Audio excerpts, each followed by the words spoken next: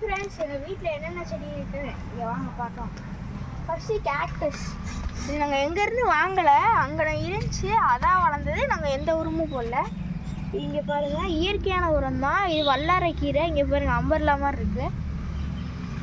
இது வந்து மிளகு தக்காளி. இது குட்டியாக இருக்குது பாருங்கள். இது வந்து இது குட்டி தக்காளி செடி. இது வந்து பாம்பு வர்றது கத்தால. அப்புறம் அங்கே பப்பாயா இருக்குது. தக்காளி சொல்லல. இப்போ என் தம்பி வந்து தக்காளி சொல்லுவான். இன்னொன்று மறந்துட்டேன், நான் இங்கே இருக்கு பாருங்க, பார்த்தாலே தெரியும். இது கருவேப்பில்லை. சொல்லுங்க. தக்காளி எத்தனை தக்காளி இருக்குன்னு கரெக்டாக 20 இருக்கு. நாங்கள் கவுண்ட் பண்ணிட்டோம். பறிக்கலாமா? பறி புதி